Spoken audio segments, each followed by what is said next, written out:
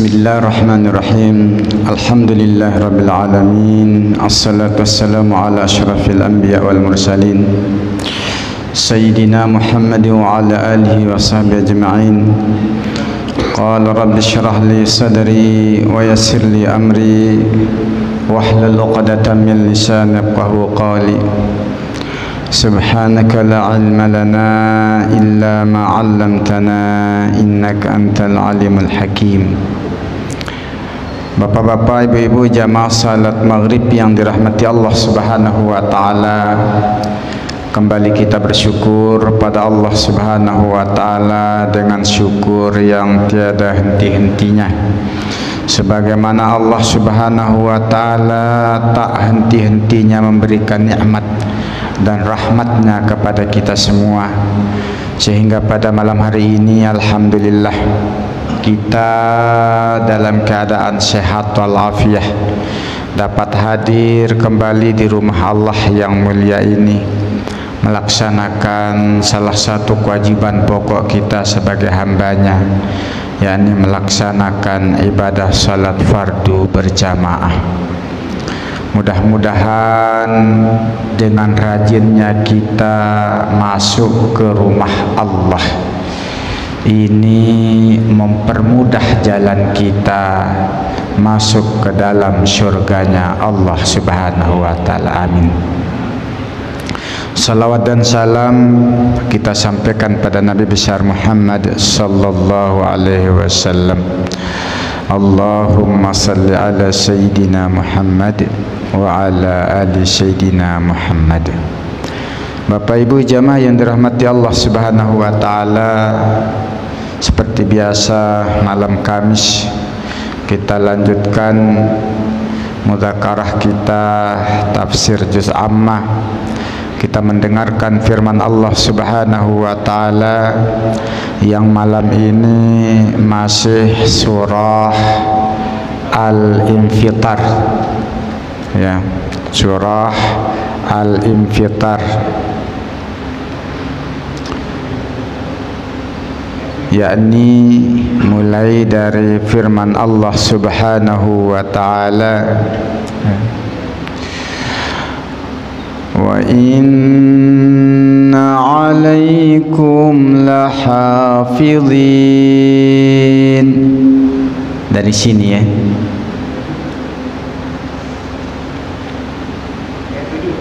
ayat 7.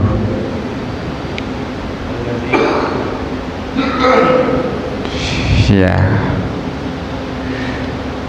jamaah yang dirahmati Allah Subhanahu wa taala, pada ayat-ayat berikutnya, pada ayat sebelumnya, ya, Allah Subhanahu wa taala telah menjelaskan kepada kita bagaimana kejadian pada hari kiamat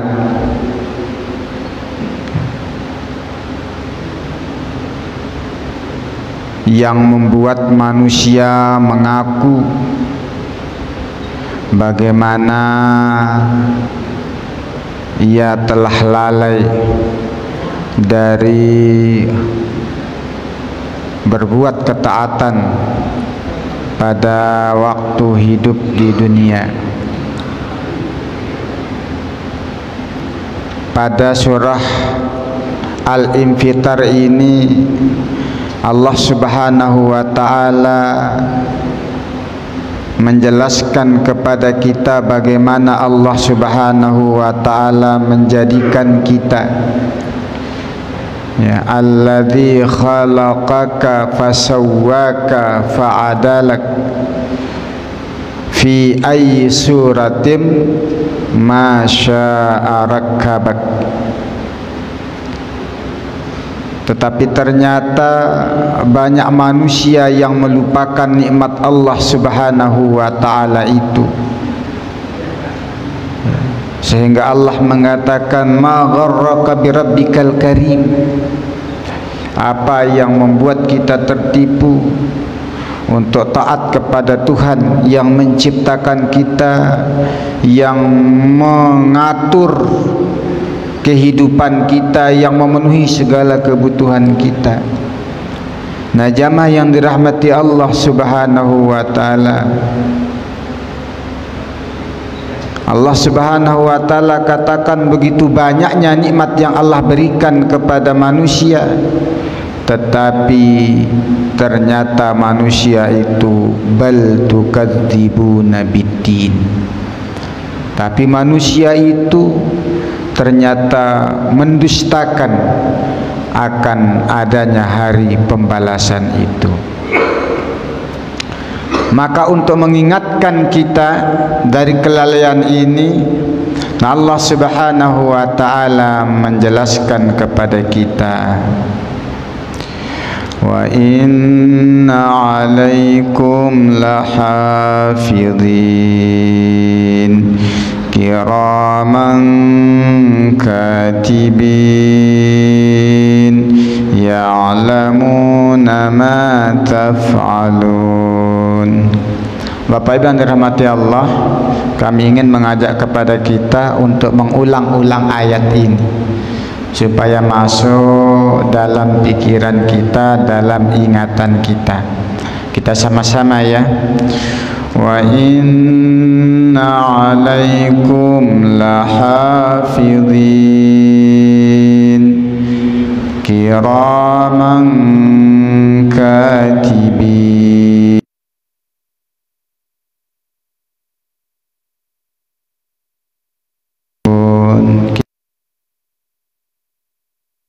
Inna 'alaikum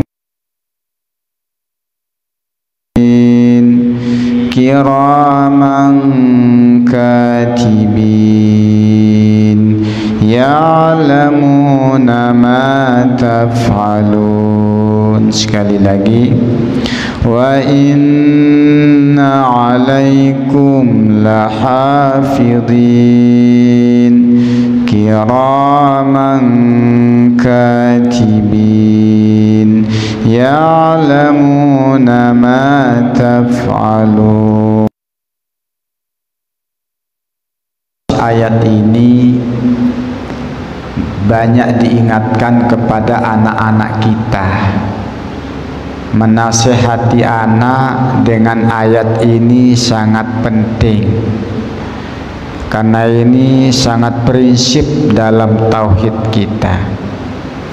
Allah Subhanahu wa ta'ala menyatakan, wa inna, dan sesungguhnya, alaikum lahafidhin, bagi kamu ada para penjaga. Hafidhin, penjaga, pengawas, minal malaikati, dari para malaikat. Setiap manusia diberi oleh Allah Subhanahu wa ta'ala penjaga, pengawas, masing-masing dua. Satu, pengawas yang senantiasa berada di sebelah kanan. Yang kedua, pengawas yang berada sebelah kiri. Ada yang mengatakan dua di siang hari, dua di malam hari. Berarti untuk satu orang itu ada 4 pengawas. Kemanapun kita pergi, malaikat ini selalu ikut mendampingi kita. Untuk apa? Untuk mengawasi segala apa yang kita lakukan.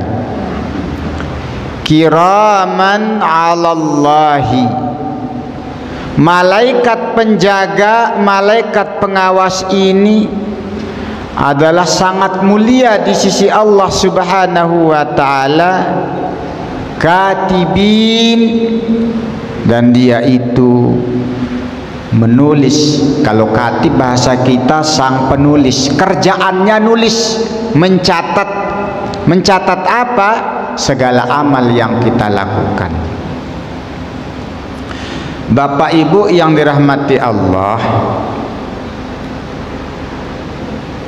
kalau ada di antara kita disuruh sholat misalnya, suruh sholat, sholatnya itu diawasi oleh polisi, satu di kiri, satu di kanan. Nah, tidak boleh banyak gerak, tidak boleh macam-macam. Itu kalau setiap sholat di masjid ini, walaupun ramai anak-anak, tertib dia, karena setiap anak ada 2 pengawas. Kenapa? Takut, karena ada di depannya. Samalah dengan kita, kalau kita berkendara di jalan raya, setiap lampu merah polisi berbaris. Jangankan berbaris ya, polisi di depan kita aja motornya tak berani kita lewati lampu merah. Kenapa? Ada Pak Polisi. Tapi kalau polisi tak ada, bisa lewat walaupun lampu merah, walaupun kita tahu itu pelanggaran. Maka jamaah yang dirahmati Allah Subhanahu wa ta'ala, Allah mengingatkan kepada kita bahwa dimanapun kita berada, ada pengawas, intel dari malaikat yang disiapkan oleh Allah Subhanahu wa ta'ala, ya, satu di kanan, satu di kiri. Yakin tak Pak? Yakin? Ada malaikat. Kalau setiap orang yakin dan sadar bahwa dimanapun dia berada ada malaikat di sampingnya yang selalu mencatat amalnya, maka tidak ada orang yang berani berzina, berani mencuri, berani berbohong, berani korupsi. Kenapa? Ini ada malaikat. Karena itu kata Nabi Sallallahu Alaihi Wasallam, tidaklah beriman orang yang berzina ketika dia berzina. Maksudnya keyakinan dia, kesadaran dia akan kehadiran Allah dan malaikat itu luput saat itu. Jamaah yang dirahmati Allah Subhanahu wa ta'ala, ayat ini mengingatkan kepada kita tentang satu tangga menuju ma'rifatullah yang dikenal dengan muraqabah. Muraqabah, mawas diri.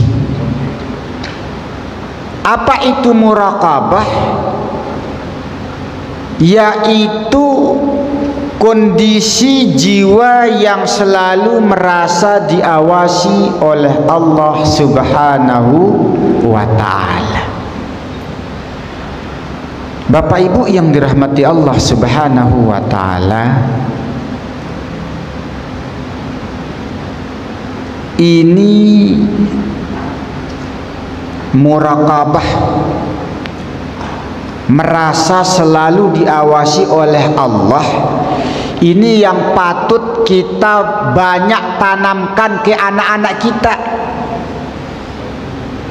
Jangan sampai anak itu takut hanya kepada kita bapaknya, tak berani. Kenapa? Ada bapak. Kita terlalu keras mengajar anak, tapi begitu kita tidak ada, anak semaunya. Nah, ini bahaya. Yang perlu ditanamkan adalah bagaimana keimanan dia kepada Allah, selalu merasa diawasi oleh Allah Subhanahu wa ta'ala. Seperti kisah di zaman sahabat Sayyidina Umar bin Khattab, ada seorang budak penggembala, karena dia budak tentu itu punya tuannya. Sayyidina Umar ingin meminta Minta apa? Minta beli susu kambing yang lagi segar karena dalam perjalanan. Budaknya tak berani. Kenapa tak berani? Ini bukan milik saya, ini milik tuan saya. Kata Sayyidina Umar, tuanmu kan tak tahu. Ini banyak kami gini. Dia bilang, ya tuan saya tak tahu, tapi Tuhan yang tahu, Allah Subhanahu wa ta'ala. Jadi kalau semua anak berpikir begini, luar biasa, insya Allah tak akan ada anak saling curi segala macam. Maka Imam Al-Ghazali dalam kitab Ihya Ulumuddin mengisahkan dua peristiwa. Yang pertama adalah kisah seorang syekh, seorang guru yang mengajarkan sekelompok murid-muridnya. Di antara murid-muridnya itu ada seorang pemuda, syabun, pemuda yang diperlakukan nampak lebih oleh gurunya dibanding yang lain. Sampai murid yang lain bertanya, kok macam dilebihkan dia perasaan. Kata gurunya, ya karena dia punya kelebihan. Murid yang lain macam tak terima, pasti kelebihannya. Kalau kalian mau tahu, datanglah besok. Ya, bawa burung, bawa merpati, bawa pisau, datang ke sini. Untuk apa? Bawa aja. Besoknya pun dibawa. Lalu gurunya bilang, gini, sekarang kalian pergi masing-masing cari tempat di mana tidak ada yang melihatnya, disitulah kalian sembelih merpatinya. Cari mencar. Ada yang ke semak belukar, ada yang di bawah pondok-pondokan, ada yang macam-macam, dia sembunyi. Itu nggak ada orang disembelih, itu nggak ada orang disembelih. Singkat cerita, baliklah murid-muridnya ini dengan membawa burung yang sudah disembelih. Ternyata satu murid yang muda ini bawa burungnya masih hidup. Ini ya Syekh, kata dia, yang dibilang itu punya kelebihan, perintah itu nggak melakukan perintah guru. Lalu Syekhnya nanya, kenapa tak disembelih macam kawan-kawannya? Kata dia, ya kan kita disuruh menyembelih di tempat yang tidak ada orang yang melihat. Setiap saya pergi, saya ingat Allah. Ini dilihat nih sama Allah. Tak jadi saya. Pindah lagi, tak jadi. Enggak, saya berpikir anda ada tempat yang tidak dari Allah. Akhirnya saya tidak jadi sembelih. Disitulah gurunya menunjukkan dan menyampaikan kelebihan daripada sang murid ini. Jamaah yang dirahmati Allah Subhanahu wa ta'ala, jadi kesadaran akan selalu diawasi oleh Allah Subhanahu wa ta'ala menjadikan kita senantiasa orang yang mentaati perintah Allah dan menjauhi seluruh larangannya. Imam Ghazali juga menyebutkan kisah Nabi Yusuf alaihissalam dan Siti Zulaikha. Ketika Siti Zulaikha berkehendak dan dia merayu Nabi Yusuf alaihissalam, tetapi Nabi Yusuf menjawab, inni akhafullaha rabbal alamin. Kata Zulaikha, sup sini. Enggak, kata Nabi Yusuf, saya takut. Enggak usah takut, suami nanti dia pulang, pintu gerbang udah ditutup, itu satpam saya suruh jaga di gerbang, enggak ada orang. Inni akhafullaha rabbal alamin, aku takut kepada Allah Subhanahu wa ta'ala, Tuhan semesta alam. Bapak Ibu yang dirahmati Allah Subhanahu wa ta'ala, memikirkan ini kadang saya merenung. Jadi mudzakarah kita malam ini lebih kepada kita merenungkan masing-masing lah. betapa kita sering lupa bahwa sebelah kiri kanan kita selalu ada malaikat. Kalau selalu ada malaikat, berarti selalu ada yang melihat dan selalu ada yang mencatat. Kalau ini terus kita sadari, insya Allah tidak pernah sedikit pun kita berpikir untuk melakukan kemaksiatan kepada Allah Subhanahu wa ta'ala. Maka seperti disebutkan oleh Nabi sallallahu alaihi wasallam, ini yang disebut dengan ihsan, an ta'budallah ka'annaka tarahu fa illam takun tarahu fa innahu yaraka wa inna alaikum lahafidhin. Dan sesungguhnya kamu, setiap kamu ya, memiliki penjaga, pengawas dari malaikat kiraman katibin, malaikat yang mulia di sisi Allah yang senantiasa mencatat apa yang kita lakukan. Ya'lamuna ma taf'alun. Malaikat itu tahu semua, tahu semua apa yang kita kerjakan. Ya'lamuna, mereka para malaikat itu tahu semua. Ma taf'alun, apa saja yang kamu kerjakan. Bapak Ibu yang dirahmati Allah Subhanahu wa ta'ala, maka dalam hal melakukan pekerjaan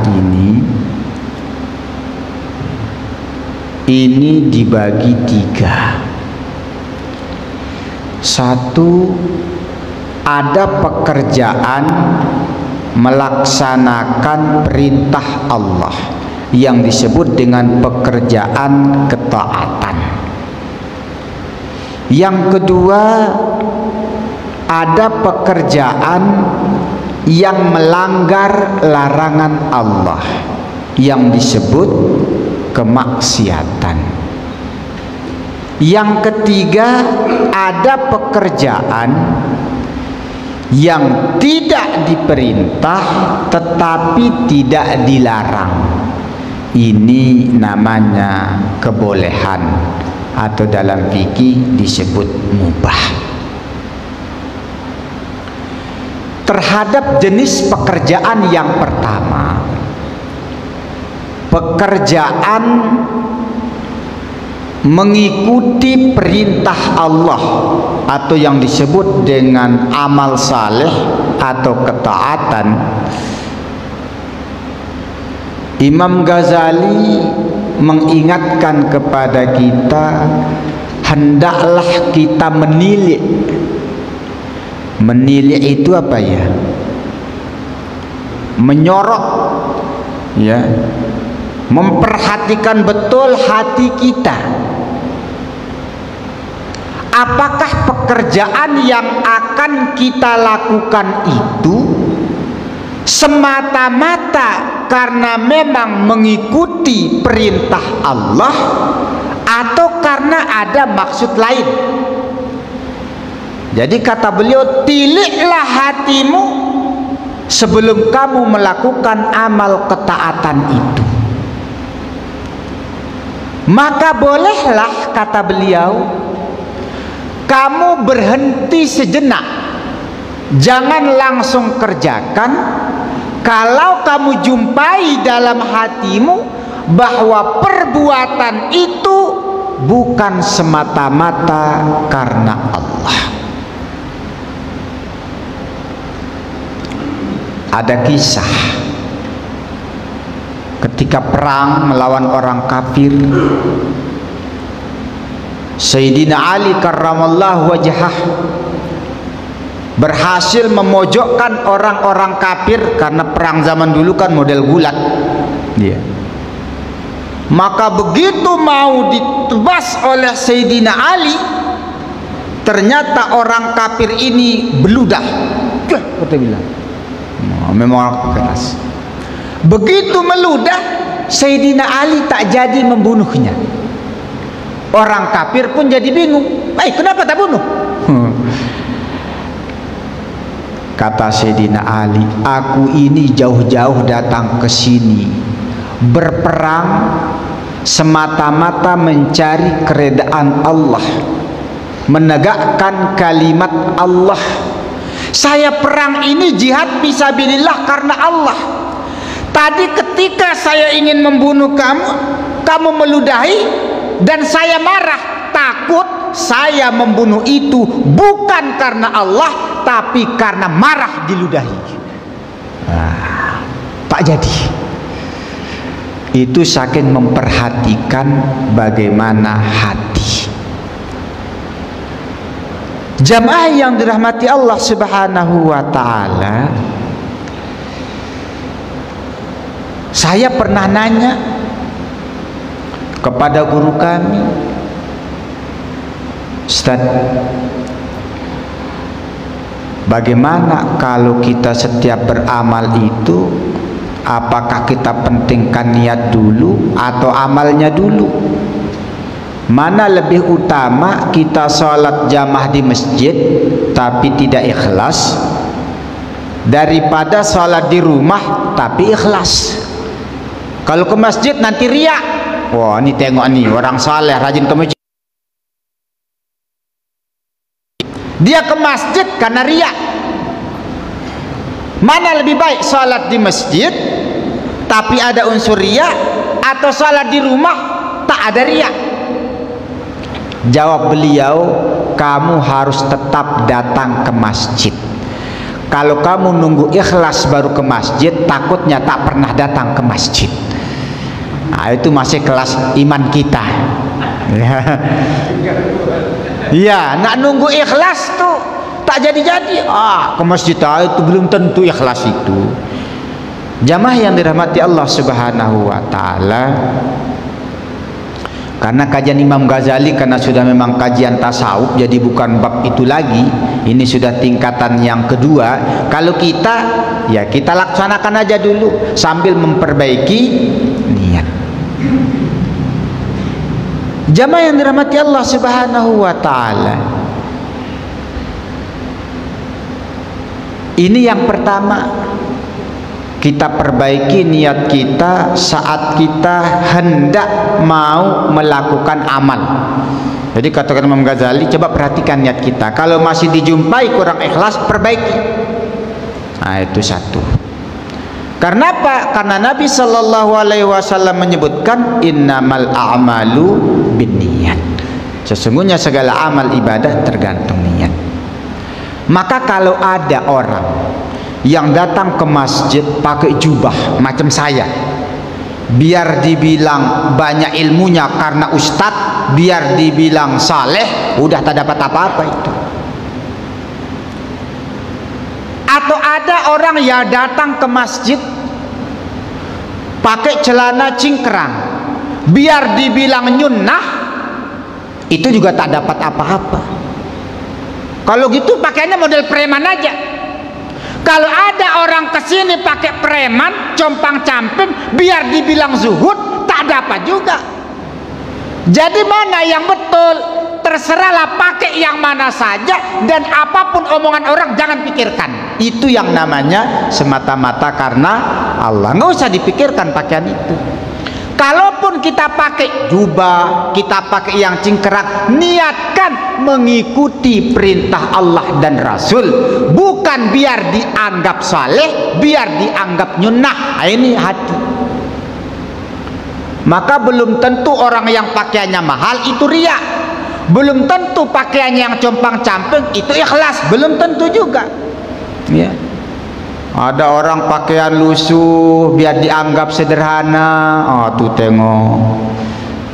Kalau pejabat kadang ada memang, apalagi calon pejabat itu memang tak ikhlas, pencitraan ada juga. Tapi kadang kita dalam hati ada yang tak terasa pencitraan kepada sama manusia. Hati-hati, itu pertama. Yang kedua, perhatikan saat kita melakukan pekerjaan itu bagaimana kaifiatnya, sesuai enggak dengan tuntunan Allah dan Rasulnya. ada enggak dasarnya? Maka saya ditanya, Pak, kalau kita sholat subuh itu yang benar itu pakai kunut apa tidak? Saya bilang bukan bab pakai kunut atau tidaknya. Kamu kunut itu ada dasarnya tidak? Tak kunut itu ada dasarnya tidak? Kalau sama-sama tak tahu dasarnya, sama aja. Jamaah yang dirahmati Allah Subhanahu wa taala, karena itu mudah-mudahan segala amal yang kita lakukan ini punya dasar. Ada dasarnya yang disebutkan oleh para ulama berdasarkan pada Al-Quran dan hadis, tentunya lewat pemahaman para ulama kita, karena kita tidak ahli Al-Quran dan tidak ahli hadis. Ini aja baru kita belajar tafsir sedikit-sedikit ya, belum tentu itu yang pas maknanya, karena kita belum ahli betul, apalagi dalam bab hadis.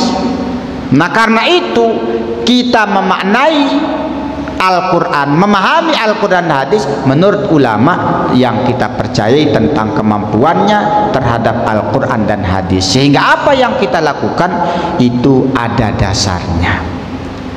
Nah itu yang kedua ya.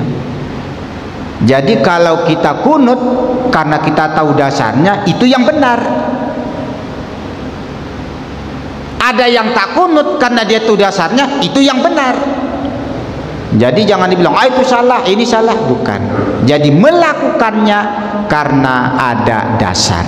Maka Syekh Ahmad Ruslan mengatakan, wa kullu man bi ghairi ilmi ya'malu a'maluhu mardudatun la tuqbalu. Orang yang beramal tanpa dengan ilmu, amalnya ditolak, tidak diterima. Dua, itu di tengah. Yang ketiga, di akhir setelah kita beramal. Maka setelah kita beramal ya, ada disebutkan di dalam Al-Quran ya, wal tanzur nafsum ma qaddamat lighad, dan hendaklah setiap diri orang itu memperhatikan apa yang telah dia lakukan, ibadah apa saja yang sudah diperbuat untuk persiapan hari esok. Bagaimana cara kita meniliknya? Kita harus banyak membaca kisah-kisah orang-orang saleh. Karena kalau kita membandingkan dengan diri kita saja, kita merasa sudah banyak amalnya. Baru rajin salat tarawih udah merasa udah mantap, lebih dari yang lain. Baru belajar puasa sunnah Senin Kamis, merasa lebih dari yang lain. Kita lihat kisah-kisah para anbiya, kisah-kisah para ulama, para salafus saleh, para salihin, bagaimana rajinnya mereka dalam melaksanakan ketaatan kepada Allah. Maka di situ akan ada rasa malu, betapa lalainya kita dalam beribadah kepada Allah Subhanahu wa ta'ala. Bapak Ibu yang dirahmati Allah, disebut dalam Al-Adhkar salah seorang sahabat, Utsman bin Affan, termasuk orang yang mengkhatamkan Al-Quran dalam salatnya. Kalau kita jarang sekali khatam Al-Quran dalam salat. Yang kita baca surah-surah pendek, bukan 30 juz ya. Ada di Jawa itu, di mana itu, yaitu kalau tarawih itu satu malam 30 juz. Kalau kita, wah, juz 30 aja tak selesai. Itu kalau kita sering baca, kita akan merasa banyak kekurangan-kekurangan kita. Nah jamaah yang dirahmati Allah Subhanahu wa ta'ala, ini cara kita menilik diri kita di dalam bab ketaatan kepada Allah Subhanahu wa ta'ala. Periksa niat kita sebelum beramal, periksa dasar kita ketika kita beramal, dan perhatikanlah betapa banyak kelalaian kita dalam beribadah ketika kita bandingkan dengan orang-orang yang saleh, yang dekat dengan Allah Subhanahu wa ta'ala.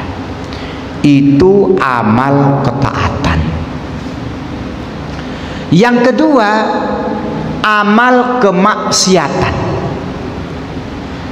Kita harus mampu menilik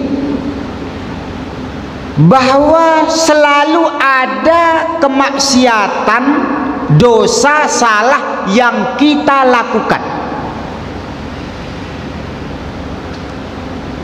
Orang yang tak mampu melihat kesalahan dan kekurangannya itu menunjukkan kekeruhan hati dan batinnya. Nggak ada salah perasaan. Apa salah kita? Kemarin kita sudah bahas perbedaan antara al-abrar dengan al-muqarrabun.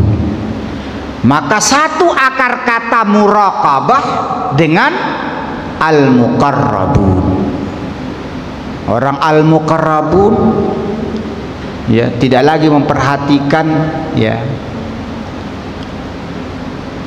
apakah dia sudah salat wajib, salat sunnah, tidak.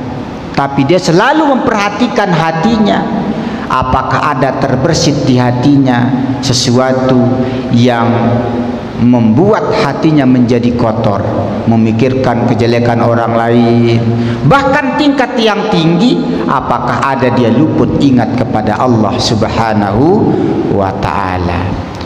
Maka disebutkan ya oleh Abu Hafiz ya, idza jalasta linnas fakun wa'izan li nafsik wa qalbik. Apabila kamu duduk bersama orang, bersama manusia, maka hendaklah mawas diri terhadap jiwa dan hati. Fa innahum yanzuruna, karena mereka orang-orang itu memperhatikan ya. Yanzuruna ala zar, atas zahirmu ya. Wallahu raqibun ala batin. Allah Subhanahu wa ta'ala mengawasi hatimu. Maka inilah disebutkan kalau orang-orang yang mengaji tasawuf yaitu kainun bainun.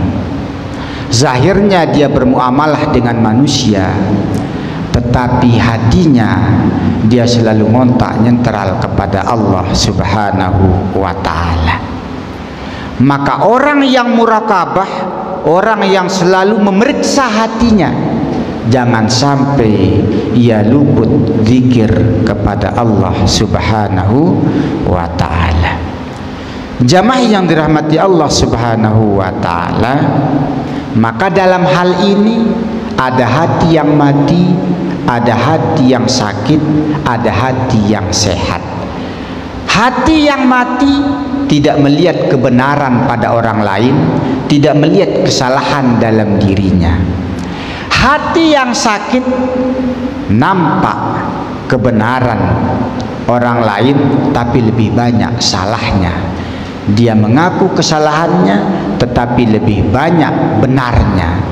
Hati yang sehat, hati yang bening, senantiasa dia memeriksa kekurangan dirinya. Sampai ada satu ungkapan, kalau kamu sungguh-sungguh memperhatikan dan mengoreksi kekurangan dan kesalahanmu, maka kamu tidak akan pernah punya waktu untuk melihat kekurangan orang lain.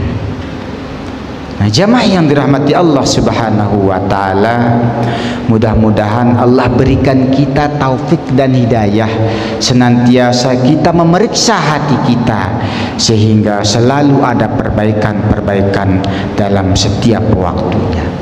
Maka ketika kita setiap waktu melihat kesalahan dan kekurangan itu, kata Imam Ghazali, maka orang yang murakabah dalam hal dia melihat perbuatan yang maksiat, maka senantiasa ia bertaubat, beristighfar kepada Allah Subhanahu wa taala.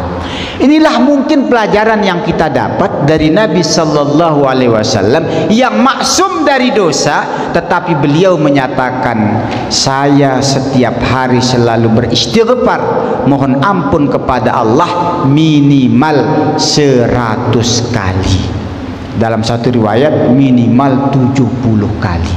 Nabi yang maksum dari dosa, istighfarnya minimal 100. Nah, kita yang banyak dosa tapi nggak perasaan, nggak sadar, ini kadang lemah kita dalam bertobat, beristighfar kepada Allah.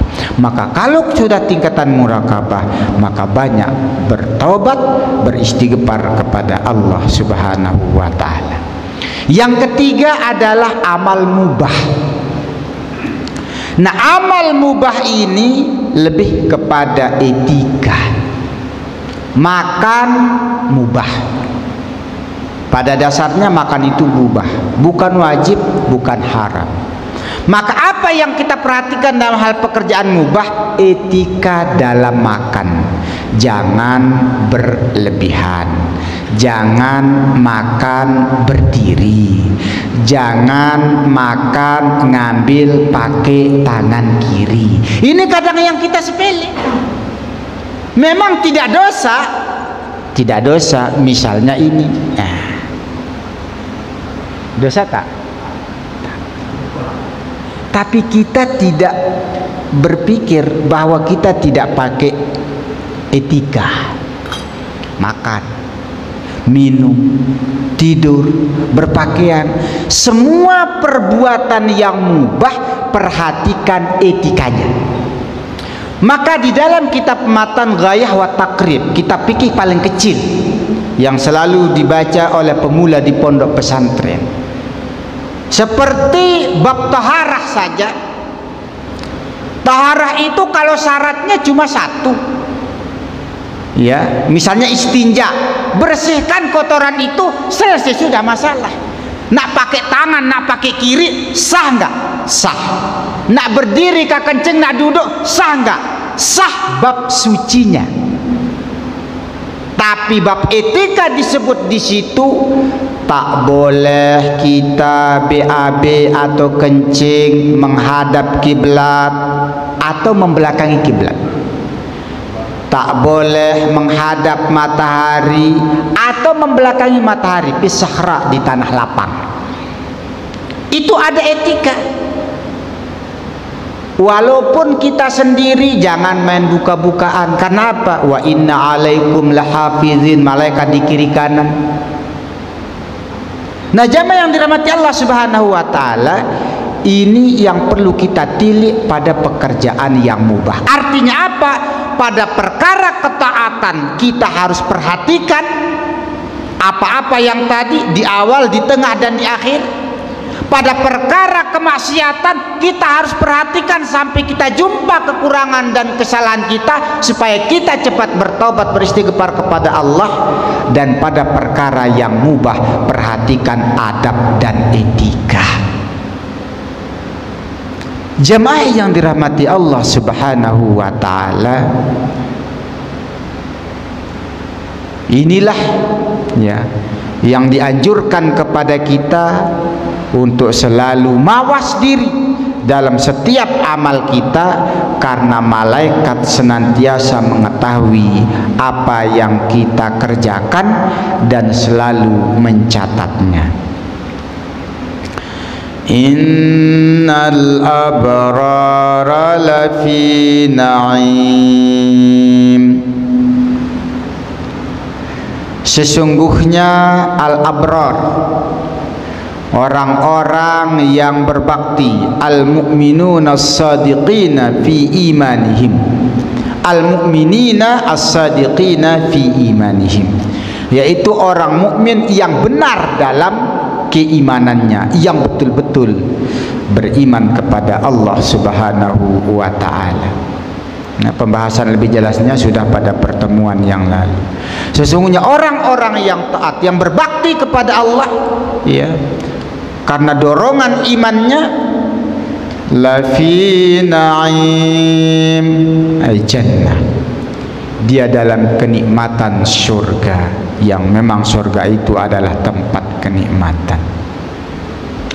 Wa innal fujjara lafi jahim, dan sesungguhnya al-fujjar, orang-orang kafir atau para pendosa, lafi jahim, berada di neraka jahim, yaslaunaha yaumaddin, maka orang-orang kafir dan pendosa itu akan masuk neraka, ya, yaumaddin, pada hari pembalasan. Wa ma hum anha bighaibin, kalau sudah masuk neraka mereka tidak akan bisa kabur, tak akan bisa keluar. Bimukhrijin, tak bisa dia keluar. Wa ma adraka ma yaumuddin, tahukah kamu apa itu hari pembalasan? Kalaupun kamu tahu, tak sama dengan pengetahuan Allah yang hakikatnya bagaimana sih, ya, hari pembalasan itu. Tsumma ma adraka ma yaumuddin, kemudian sekali lagi Allah ulangi, tahu enggak hari pembalasan itu? Maksudnya Allah ingatkan, tahu enggak? Tahu, tahu tak? Tahu. Tahu model mana? Ini nampaknya taunya masih kurang. Karena itu untuk kita selalu ingat, yauma la tamliku nafsun li nafsin syai'a, hari pembalasan adalah hari yang tidak ada seorang pun punya daya, punya kemampuan, punya kewenangan untuk menolong orang lain. Tidak ada. Tidak ada kita bisa memiliki kemampuan, daya untuk menolong orang lain, nafsi-nafsi, kecuali kita mendapat syafaat dari Rasulullah sallallahu alaihi wasallam. Wal amru yawma idzil lillah, yauma id, pada hari kiamat itu, al amru, segala urusan, lillah, itu milik Allah Subhanahu wa ta'ala. Tidak ada lagi urusan kecuali langsung dengan Allah Subhanahu wa ta'ala. Jamaah yang dirahmati Allah Subhanahu wa ta'ala, akhir ayat ini, akhir surah ini menegaskan kepada kita agar kita hati-hati betul dalam hidup di dunia ini, karena di akhirat itu akan selalu dibalas oleh Allah Subhanahu wa ta'ala sesuai dengan amal yang telah kita kerjakan, yang dicatat oleh malaikat, ya, dan akan dibalas nanti pada hari kiamat, imma dengan surganya Allah Subhanahu wa ta'ala atau dengan siksa neraka. Maka semoga Allah Subhanahu wa ta'ala menyelamatkan kita dari api neraka dan memasukkan kita dalam surganya berkat rahmatnya, amin ya rabbal alamin. Inilah yang dapat kami sampaikan dalam kesempatan ini. Terima kasih atas segala perhatian, mohon maaf atas segala kekurangan. Akhirul kalam, wallahul muwaffiq wal hadi ila sabilir rasyad. Assalamualaikum warahmatullahi wabarakatuh.